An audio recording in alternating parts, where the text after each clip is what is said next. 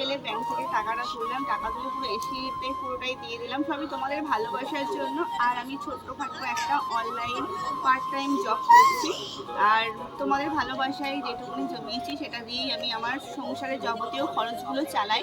তো তোমরা বলতেই পারো যে আমি যে ঘরের জিনিসপত্রগুলো কিনি সেগুলো কিন্তু সম্পূর্ণ নিজের কষ্ট করা পয়সা, সৎ পথে যেটা ইনকাম করি সেটা দিয়েই কিন্তু আমি আমার সংসারের যাবতীয় জিনিসপত্রগুলো কিনি এবং আমার মেয়েদেরকে মানুষ করার চেষ্টা করছি। তোমরা এইভাবে আমার পাশে থেকো, আমাকে ভালোবেসো, যাতে আমি ভবিষ্যতে আরও অনেক কিছু করতে পারি তোমাদের ভালোবাসায়। আর অনেকেই ভাবে হয়তো যে বরের টাকায় ফুটানি মারি, এটা সম্পূর্ণ ভুল, অপোজিট। আমাদের ক্ষেত্রে পুরো এটা অপোজিট। বরের টাকায় বউ ফুটানি মারে না, বউয়ের টাকায় বর ফুটানি মারে। এটা একদম মানে চিরন্তন সত্য।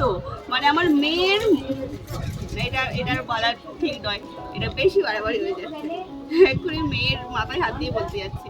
আমার ক্ষেত্রে পুরোটাই এটা অপোজিট হয়ে গেছে। তবে আমি ছোটো থেকে মানে এটাই আমি শিখেছি, নিজের জিনিসটা নিজের নেওয়ার যে একটা আনন্দ, সেটা কিন্তু অন্যের কাছে হাত পেতে নেওয়াটার থেকে নিজের যেটা একটা কিনবো, নিজের একটা আনন্দ হয়। আর সত্যি কথা বলতে তোমরা পাশে ছিলে, আর ভগবান আমার সহায় আছে বলেই আমি এতদূর এগোতে পেরেছি। আমার ভিডিও অনেকেই দেখে, অনেকেই ভাবে হয়তো যে আমি এত কিছু মানে আমার হাজব্যান্ডের জন্য আমি করতে পারি, মানে হাজব্যান্ড আমাকে বিশাল কিছুতে সোনায় মুড়িয়ে রেখেছে। এটা সম্পূর্ণ ভুল। তাদের জন্য বলছি যারা আমাকে খুব মন্তব্য করো এবং ভাবো, একটু দেখি, ভাবো যে আমি বরের টাকায় এত ফুটানি মেরে চলি, তাদের উদ্দেশ্যে একটা কথাই বলবো যে একদমই ভুল। আমি চালাই এবং সমস্ত যাবতীয় যা খরচ, আমার একটা জিনিসও কিন্তু আমার বরকে কিনতে হয় না, সম্পূর্ণটা আমি নিজে বহন করি, নিজেরটা নিজে বহন করি, প্লাস আমার মেয়েদেরকেও চেষ্টা করি যতটা দিতে পারি এবং সংসারকেও চেষ্টা করি যতটা দিতে পারি। আমার যতদূর ক্ষমতা ততদূর মানে যা ইনকাম করি সমস্তটাই ব্যয় করে ফেলি, সেই আর কি। সত্যি কথা বলতে আমরা যেরকম দেখি সেরকমটা নাও হতে পারে। আমরা অনেকেই ওপর থেকে একটা ধারণা তৈরি করে নিই যে মেয়ে মানে হয়তো সে অক্ষম, বা বিয়ে হয়ে গেছে মানে সম্পূর্ণ দায়িত্ব তার হাজবেন্ডের। সেটা সবার ক্ষেত্রে নাও হতে পারে। যেমন আমার ক্ষেত্রে, মানে আমার বিয়ে হয়েছে আজকে নতুন নয়, অনেক বছর পেরিয়ে এসেছি, তো এখনো কিছু চেঞ্জ করতে পারিনি। তবে কি বলুন তো, অনেকে ভাবে যে হয়তো রূপ আছে বলে তার গুণ থাকবে না, সেটা আমার পরিবার সম্পূর্ণ রকমভাবে জানে।